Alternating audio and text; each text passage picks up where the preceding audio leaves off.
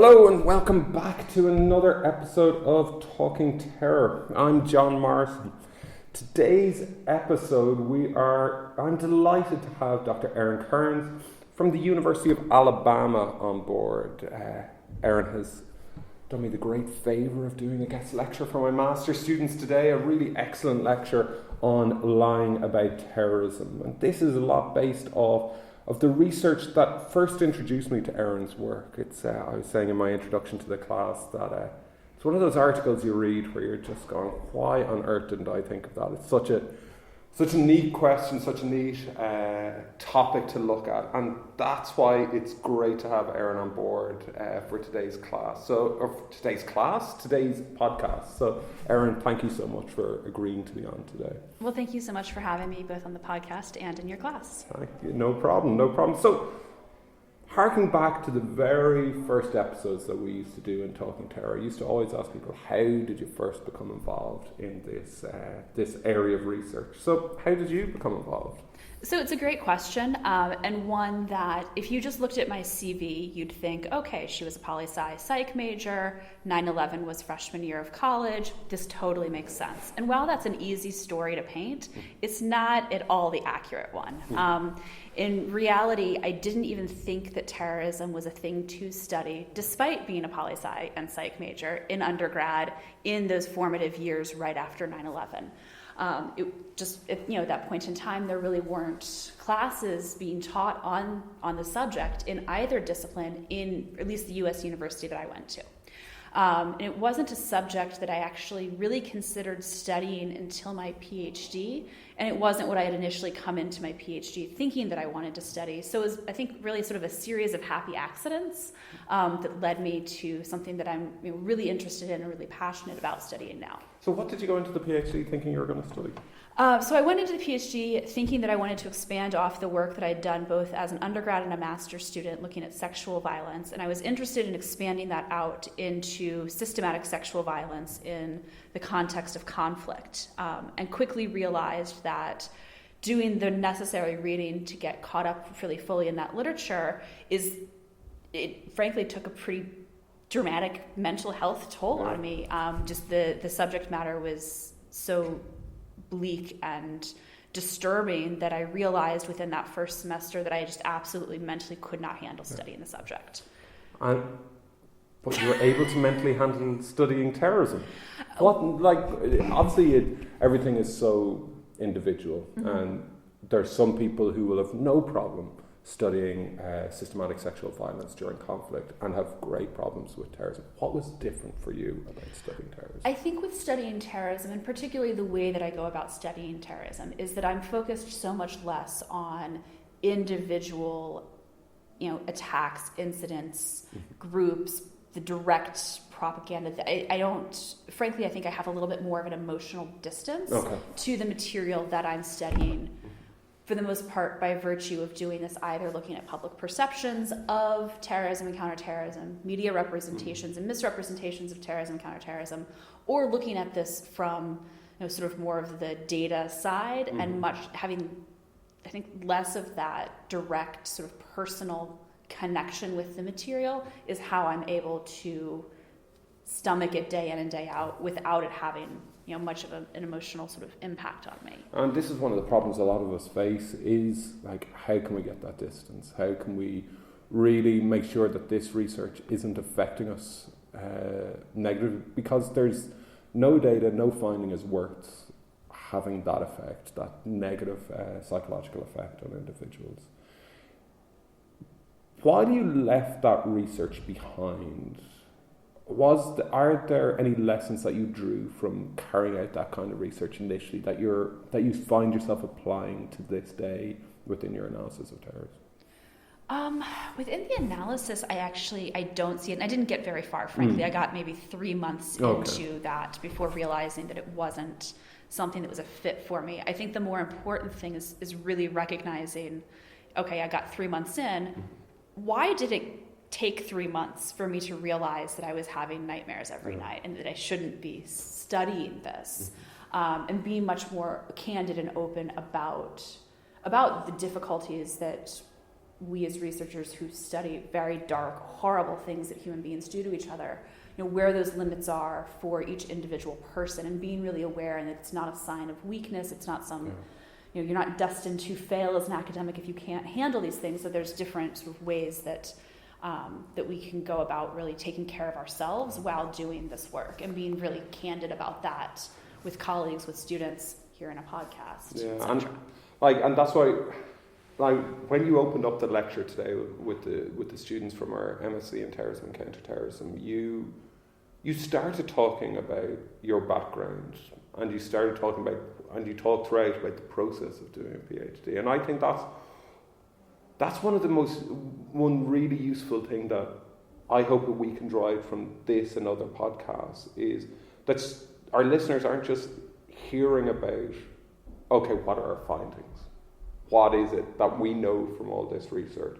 It's learning about that process and learning about how to look after ourselves as well. Like, I know I used to, when I was doing interviews and I had a really dark interview, I'd go and try and find the most mindless comedy possible, and just try and distance myself from it. But I think it's vitally important to have a message to our listeners, like what you're saying is just mind yourself as well, and know what your limits are. So what was the process then for you in deciding what topic within terrorism studies that you were going to focus on? What was it that drew you to your topics? Gosh, it's a great question. And I think it's in a way also sort of a series of happy accidents, and having the intellectual conversations with peers about, what do we know, what don't we know. Yeah. So, in terms of the work online about terrorism, this really came from some conversations that Joe Young, my PhD supervisor, and I had my first year as a student, and with a then undergrad of ours, really just kind of thinking about these puzzles in the literature about things like, why are so many attacks not claimed? What are different ways that lies can be told?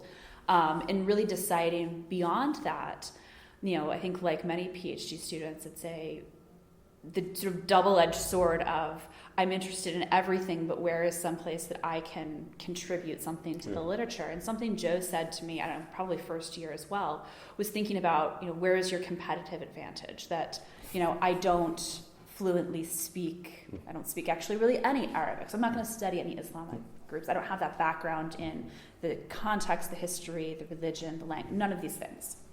So thinking about where the competitive advantage is, and having a background also in psychology and political science, as well as criminology and public policy, having the experimental background, thinking about where that could make contributions to the field, thinking more about these public perceptions and misperceptions particularly, and using those methodological and theoretical skill sets and applying them in ways that are a little bit different. Okay. So when we get into the nuts and bolts of the topic that we're going to focus on in today's podcast, where this question about why and when do terrorists lie? Before we can get into that, what exactly do you mean by lying? How do you define what a lie is by a terrorist group? Sure. And there's many ways that this can take shape.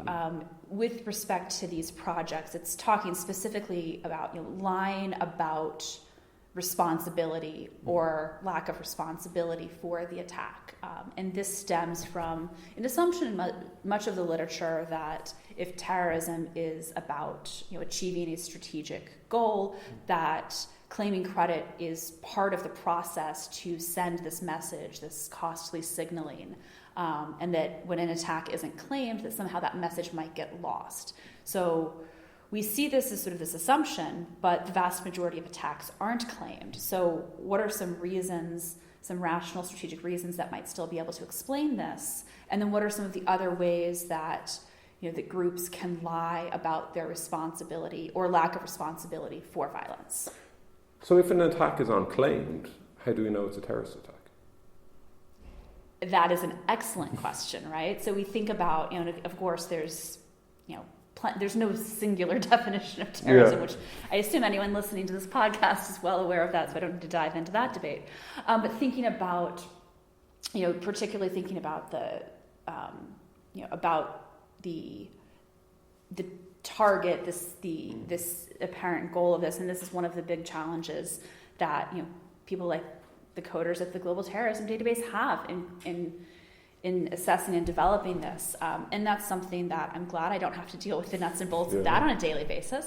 And I'm very, very grateful that there are open source, data sets like that to rely on. And one of the things that I've been really conscious of in my work is tying my definitions of what terrorism is to something that somebody else has coded to ensure that there's not any sort of unconscious biases in what I'm considering terrorism that might, even unbeknownst to me, be furthering my own assumptions, conscious or not. Yeah.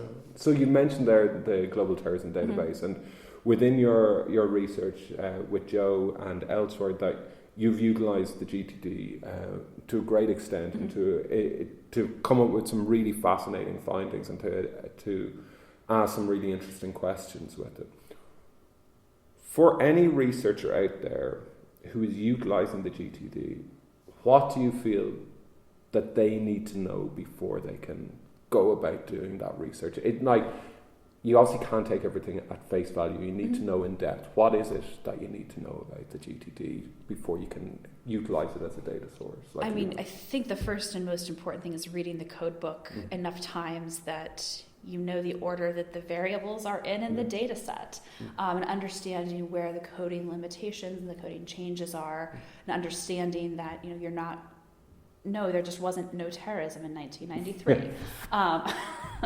Understanding where there's differences in coding over time, and how that might be conditioning any of the results. I'm not saying never go back, earlier than 1998, but understanding where coding differences might be influencing findings and acknowledging that really clearly, understanding what is coded and what is not coded, and then beyond that, having just sort of the general contextual views of how communication has changed over time, how, and this is standard obviously practice in the quantitative analysis, but controlling for things like freedom of the press, democracy, understanding that it's not that there's no terrorism necessarily happening in parts of the world, but there's parts of the world where we're just never going to hear about it. There aren't going to be reports, and treating that with some skepticism, and also with missing data, missing countries. When you bring in these control variables, what's getting dropped from your analyses, and how might that be influencing your results?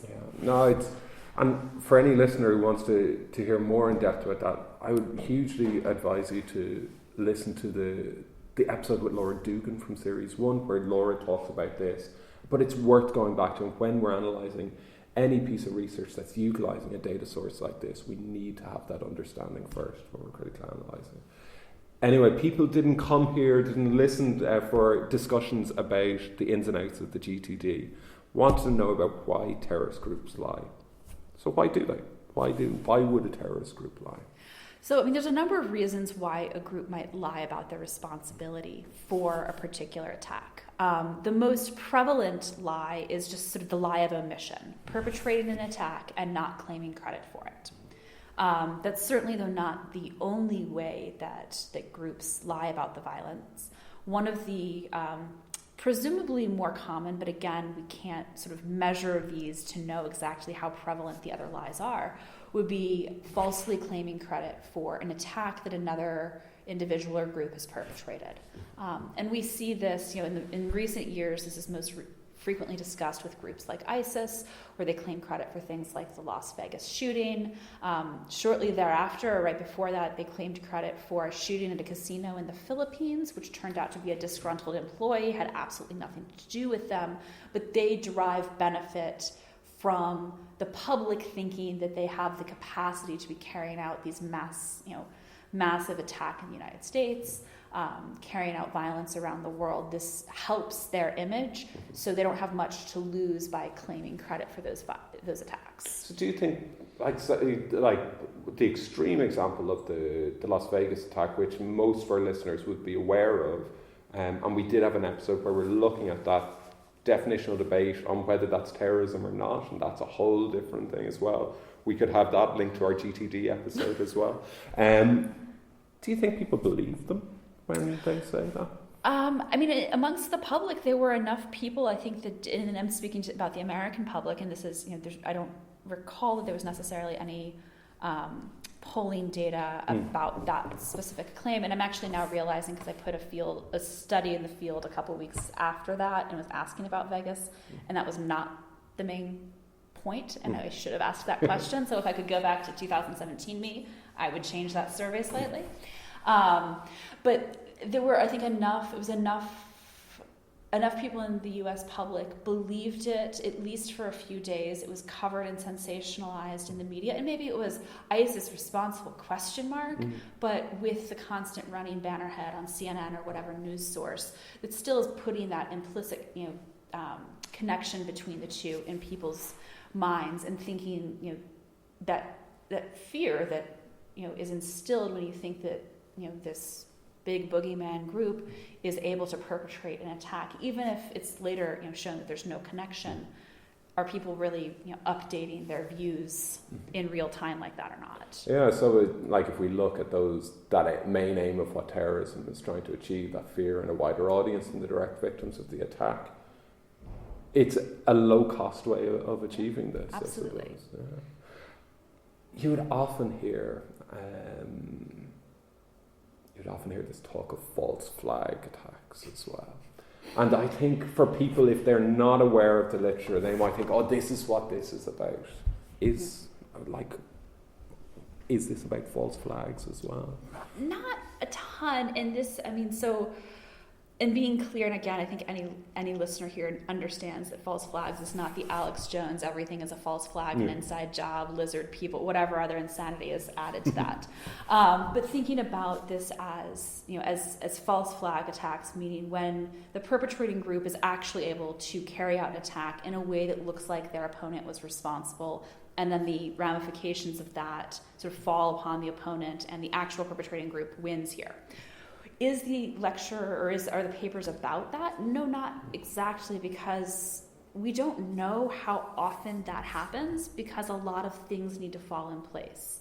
A group actually capable of pulling it off for a long enough time for their lie to be believed, but not so long that we don't now know it's a lie. And there's just sort of a lot of preconditions here. I would assume that this does not happen particularly frequently, or else we would hear about at least some of them more often. And really there are, in doing the research for this, there's handfuls of examples. So yes, it exists, but not as some prevalent phenomenon, unless people are a lot better at lying and keeping things secret for long periods of time than common sense says they would be able to. This issue of time as well, how do you factor that in? How quickly would we normally see a claim come in for a terrorist attack? Obviously, when you're using the GTD, they've had that year at least. So we've got that factored in. But have you been able to assess that at any stage? I haven't. And that's partially a function of data availability, in that there isn't here's the date the attack occurred and here's the date of the claim. I think that there's the sort of the conventional public wisdom is that, no one's claimed the attack yet. That's actually the most common outcome. So we shouldn't be waiting with bated breath for a claim that probabilistically is not going to happen. And if you go onto your Twitter feed after an attack and hear you'll that... You'll definitely hear me saying this exact thing with a link of stop! I can guarantee that. Can predict that one with near perfect certainty. But in terms of time, otherwise, thinking about that lag between an attack and a claim, it's a good question. I'm not really sure. If you look at even an attack like 9/11, Bin Laden didn't officially claim credit for that for nearly 3 years. In part because, did he really need to? It was already obvious, and that is one of the arguments for why a group wouldn't claim credit for an attack. Is why bother? Everybody already knows it was us anyway. Yeah. And is this actually, when we look at something like the high-profile attacks, like 9/11, and you've got that issue about they didn't really need to claim there, but most of the high-profile attacks, people would see a group connected, either through a claim or through an attribution. But most of the terrorist attacks when we look at the GTD, aren't these high-profile attacks. They're ones that we will have never heard of before, even if we are spending our careers analysing that. Do you feel that people have this false idea of what terrorism is, and therefore false expectation about the role of claiming attack and taking responsibility. Absolutely. And I mean, you can't blame members of the public who don't spend their lives studying this very happy topic we've chosen. But looking just at terrorist attacks in the US in the last decade or so, as someone who is an American studying terrorism, actually going into the GTD and looking case by case, there are certainly attacks which, I understand why it's coded as terrorism, but I've never heard of it because, media didn't really cover it. It's not something that, it didn't happen near where I was living. The average, the modal terrorist attack does not kill a single person, which is something that I think a lot of people in the public struggle with, that connection, where they assume that terrorism must kill people. And the converse is that because it killed a lot of people, it must be terrorism. It's terrifying, so it must count.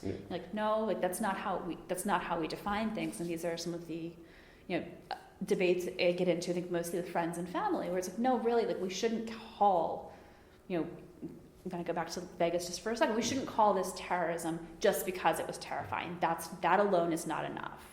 And that's not a value judgment. That's not saying that one is worse than the other. Not at all. It's just the understanding the necessity to be able to categorize violence so that we can better understand the category we're speaking to, and looking at overlaps between different forms of violence and how explanations of one can help us understand explanations of the other. But also there are these divergences, and when we start smushing everything together, we're not going to get anything meaningful out of it, because homicide versus terrorism, there can be similarities, but there's huge differences as well. Exactly. What's a hot potato? What is a hot potato? When you look at your research, what do you mean? What do I mean by hot potato problem? I think you're bringing this up because I wish I could go back and change the label on this if I could redo this paper.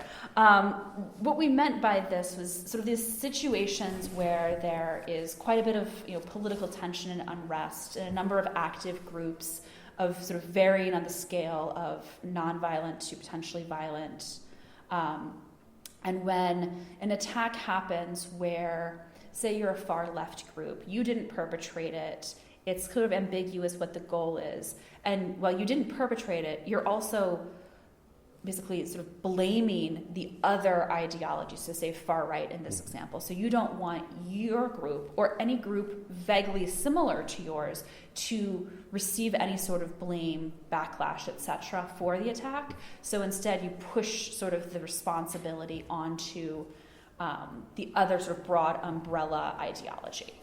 And when we look at this, what would your suspicion be of the prevalence of these? And not suspicion, what would your analysis be in relation to the prevalence of these hot potato? I wouldn't think that they're particularly prevalent. Again, it's having the data to actually be able to say this. I wouldn't think this is particularly prevalent because of all of the structural and situational sort of context that's necessary to have a time and a place where you have multiple groups from multiple different ideologies, and there's not some sort of clear hegemonic group necessarily, and in a situation where there's a lot of just sort of uncertainty and instability amongst the public and amongst the government actors.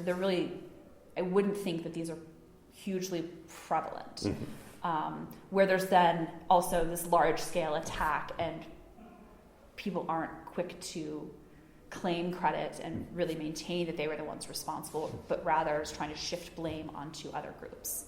I don't think the situation occurs that frequently. No. So you talk within your analysis about the principal agent problem. Yes. For any of our listeners who aren't aware of it, could you first of all explain what the principal agent problem is, and how does this apply then to lying about terrorism? How did you answer your colleagues? Yeah, sure. So think about the principal agent problem as essentially it's the disconnect between leadership and the agents, sort of the foot soldiers, where there might be misaligned incentives, there might be sort of different end goals or views about how to achieve perhaps the same end goal. So this can factor into lies in a number of potential ways.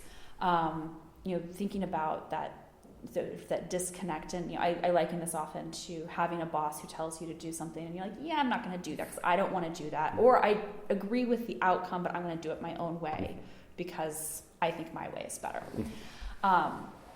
And in the context of terrorism, this can take shape, I think probably most prevalently either with an agent who tells his boss he's responsible for something that he didn't actually do because it's an attack that nobody else has claimed, it would benefit the group, and you're free riding on somebody else's work, and you get bonus points in the eyes of your boss by doing this.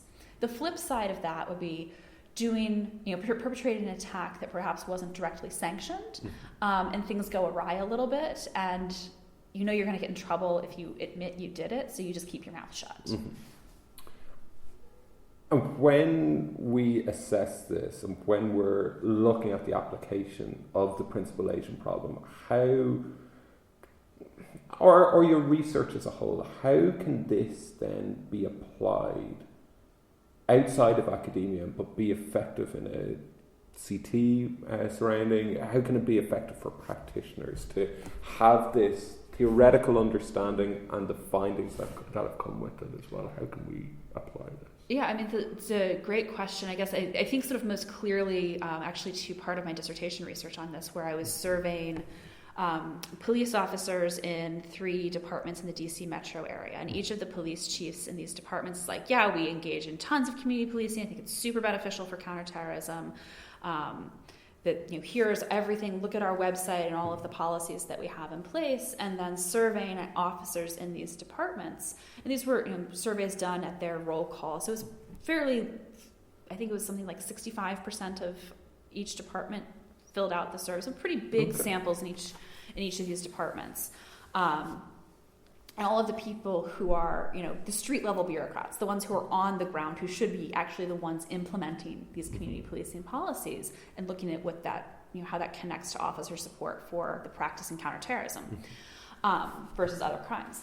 And seeing within each of these departments that there was huge variation in what officers themselves say they do. So the boss is like, yeah, we do this all the time. And even within the same squad, within the same division within the department, huge variation in what officers say they actually do and how much they support the practice.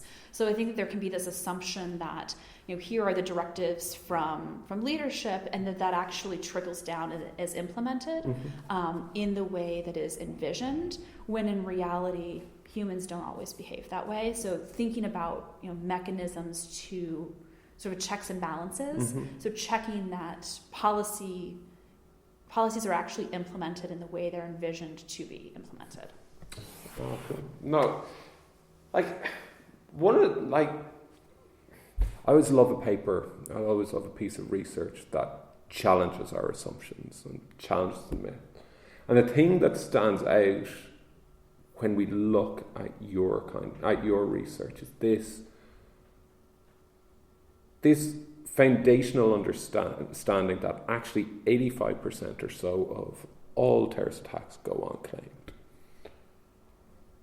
And going back to this question I had in relation to timing, but timing in a different sort of way, are we seeing that at different stages during, now this is difficult to draw from the kind of data because obviously it is all unclaimed, are there different stages of a struggle, of a conflict, of a terrorist campaign, where you're more likely to see a higher rate of unclaimed attacks than at other stages? So, one could propose that at the launch of a group, they want to get their message out there, so they want their name coming out there, whereas at other stages they don't. Is there any time within a certain campaign that or is that impossible to find? So I don't know that it's I'll say, sounds like a paper we could co-author. Yeah. I don't want to speak beyond what I've been able to, what I've done thus far with the data. So thinking about from a specific campaign, we can't exactly analyze that because we only know which attacks are either claimed or attributed to Al-Qaeda. We don't know which attacks might have taken place in Afghanistan, Pakistan that were Al-Qaeda, but they just didn't claim it. It wasn't attributed to them. So we can't really know that in some ways. One way that could be examined would be looking at a specific country that didn't have too many that didn't have too many groups that were active, or didn't have too many groups that were active that would likely be targeting the same, having the same types of targets during the same time period, as a way to potentially analyze this. But then that introduces other issues with claiming, because if you're the only group in this country at this time who is perpetrating, environmental, furthering of environmental rights, do you need to claim? Exactly. Yeah. Or is it like, if somebody is, freeing a bunch of animals at a makeup testing facility, we can assume that it is an animal rights group, because who else would be doing that? So there's not the need to claim like there would be in a more competitive environment. Yeah, no, I hadn't thought about that. If there's only one actor in there present, it's key. That I think there could be a paper there. I think there could be something there. So your research is, I'm thinking about a question that you're asked by one of my students. I'm pointing actually at the desk where he was sitting at. You were asked about the difference between, here in Europe you're more likely to have qualitative research, whereas in States it's dominated by quantitative analysis and terrorism. It's quite a broad brushstroke analysis of what goes on. But if you were to advise a qualitative researcher who has access to terrorist groups, to interviewing terrorist groups, and say, these are the questions I would really like to understand about why or when or why or how they lie about terrorism, what kind of questions do you feel that your quantitative analysis of the GTD and other sources haven't been able to tell you that you would love to find out? Oh gosh, that is a great question. This is like my, kind of a dream scenario, right? So I haven't given it that much thought, but now I'm going to be sad that I don't have the actual ability to answer these questions yet. I think really just having the broad open-ended questions about how are these decisions made I would be really hesitant to actually ask any leading question about anything from my findings at all, because it's entirely possible that we're completely wrong, and that there are other factors going on that are not things that we're able to systematically measure and control for in our quantitative analyses. There might be processes that are completely unbeknownst to us. So I think really wanting to hear it from a perspective where it's just a very broad, how does this process take shape? What are some of the considerations in perpetrating violence? And not even asking specifically about claiming, at the onset, really thinking about, is that even a consideration? Is it something that, how does this vary, within different sort of ranks within a group?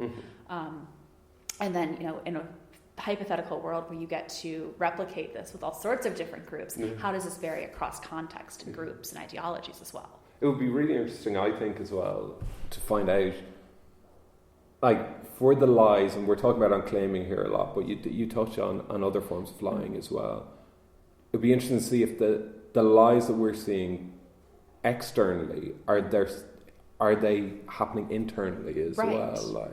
And so how it changes for the different audiences, or how it stays the same as well. I think it would be really interesting to carry that out. It's just, it raises so many different avenues for research to go down. It's I think it's fascinating. You touch on it as well. You look at the differences between the situational factors, the attack characteristics, and the group factors. Could you go into a bit of detail about what you propose the effects of each of those could be on the choices made by the groups? Sure. So in terms of some of the situational factors, considering this idea of competitors, which we referenced a few moments ago, but thinking about, is there more competitors, so groups that are operating in the same time and space, who have at least a somewhat similar goal or ideology, this might increase the likelihood that a group would claim an attack, as a way to signal to potential supporters that they are, out there doing things, signaling their strength and capability, potentially as sort of an outbidding process with other groups. That you would, potentially see more claims in that context. The converse, when there have been a lot of attacks recently in a particular country, you might see less likelihood of claiming in each additional attack because the public gets fatigued to this, increased potential risk of backlash from the government. These are some of the expectations there. In terms of some of the other attack level factors, so certainly fatalities, and these are, to be clear, these are not fully our original arguments. No. This is drawing. No. We're not the first to have ever studied this. This is drawing from debates in the literature that go back a couple of decades prior to this. But thinking about a curvilinear relationship that fatalities would have with the likelihood of claiming. So if the attack doesn't kill anybody, or if the attack kills a lot of people, we expect there to be less claiming because it might be viewed either as a failure, as a whoa, you've gone way, way too far, and expect to see more claiming when there's sort of this mid-range of fatalities.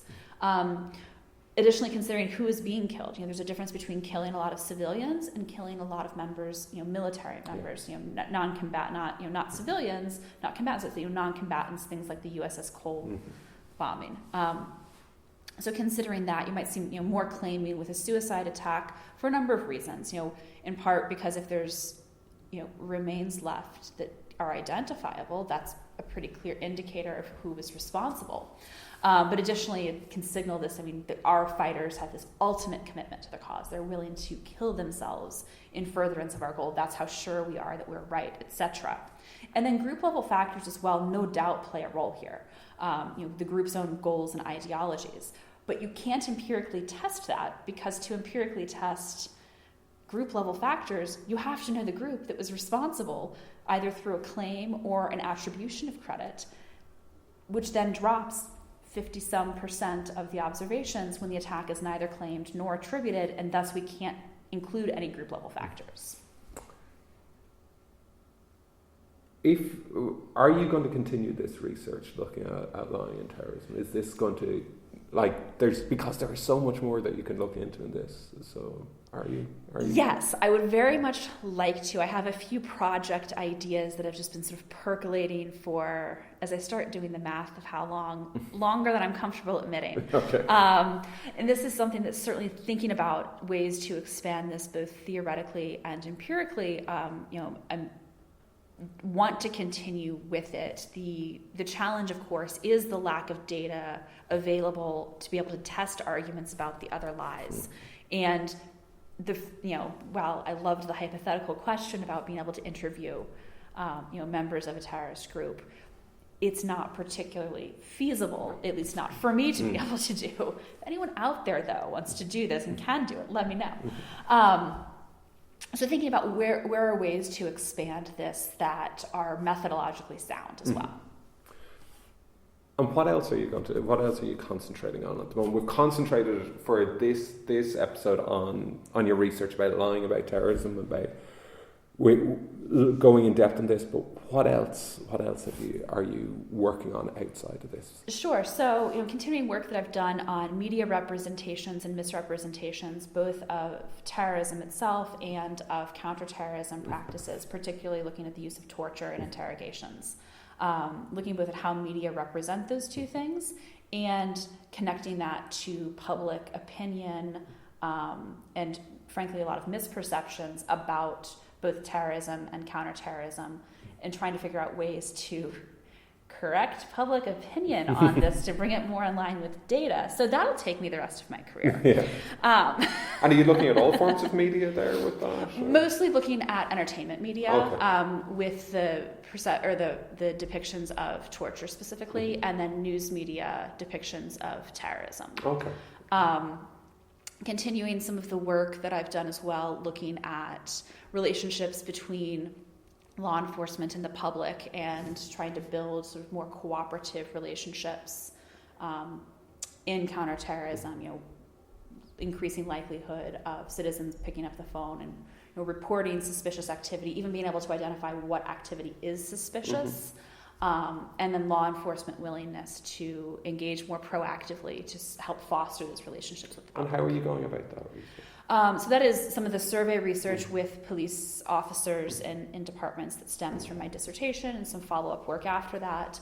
And then public opinion survey embedded experiments in the US with national samples of American adults. No, it sounds fascinating. We'll have to get you back on for another episode to talk about those as well. So I've been given out to a lot by some people who've listened to the podcast who said, at the beginning I used to always talk to people, ask them about the work that had influenced them within their careers, what kind of research. And the last season or so, I've forgoed that I haven't been engaging in it. I hadn't asked you to prepare this or anything, but is there any research or researchers who particularly influenced your career in the way that what they've written, the research they've done, and how they've approached things, and what would they be? Or if for our listeners, what pieces do you think they should be reading that have influenced your career? I know this is on the spot. That's such now. a huge question. Yeah. So I'm going to give perhaps a little bit of a cop-out answer, but I have a reason for it.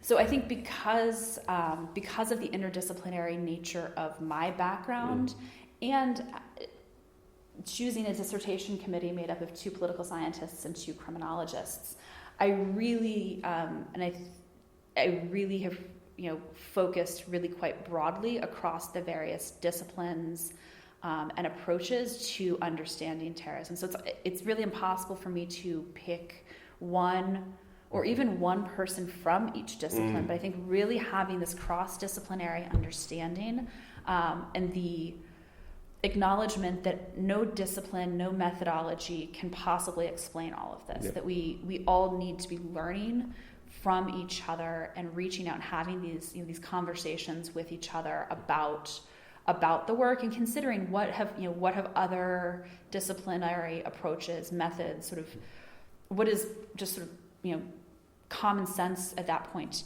in another discipline's work on terrorism, or what have they already tried and this doesn't make any sense at all, so there's no point in beating the dead horse. Really thinking about this from this cross-disciplinary perspective, because I think that's the best way to actually understand a form of violence that is in itself so diverse. Mm-hmm. And I also have been given out to for not asking the final question I used to always ask about how you assess the health of terrorism research at the moment. So a lot of it was based on this proposal that there's a stagnation in terrorism research going back to Mark Sageman in 2014. What do you think, as someone who is immersed in the terrorism research literature, how do you assess the overall health of terrorism research at the moment? I'm probably perhaps a little bit too bright-eyed and bushy-tailed in some ways, which is not always my natural inclination, but I think being still fairly fresh out of a PhD and seeing a lot of really interesting and important work coming out from people across disciplines and across universities, countries, etc. In terms of where to push this going forward, I think again more of these cross-disciplinary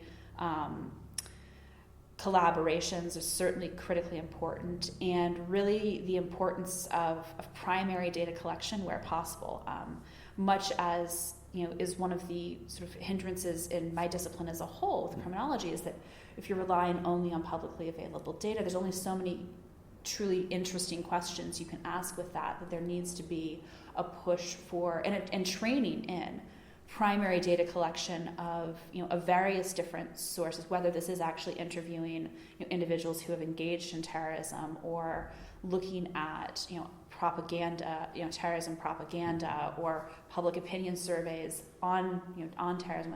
Really diving into some of these the newer data sources to ask questions that publicly available data it's just not the data available, the right data to answer these questions, and really pushing this beyond just the violence itself. Perfect. Thanks, Erin. Thank you so much for that. That's been great. Before we go, are there any other aspects of your line about terrorism research that we didn't get to cover here that you think people should have as a take home, that people should be aware of from findings are you? So I think the biggest take-homes, and this is just so I don't have to keep tweeting this out every time an attack happens and the news media is like, why hasn't anyone claimed credit yet? Is that claiming it's the exception, not the rule. So perhaps this lack of knowledge of responsibility can help breed fear because it's the insecurity of who was responsible, but trying not to feed into that understanding that claiming is the exception, and treating claims with healthy skepticism, particularly because most attacks are not claimed, it's pretty easy to lie and claim credit for somebody else's violence, even if the group wasn't actually responsible. So, of course, ISIS being perhaps the most, the group that comes to mind most frequently with that, but really treating this with some healthy skepticism, and considering, how likely is this actually to be the group responsible for the attack. Perfect. Thank you so much. Thank you. Cheers.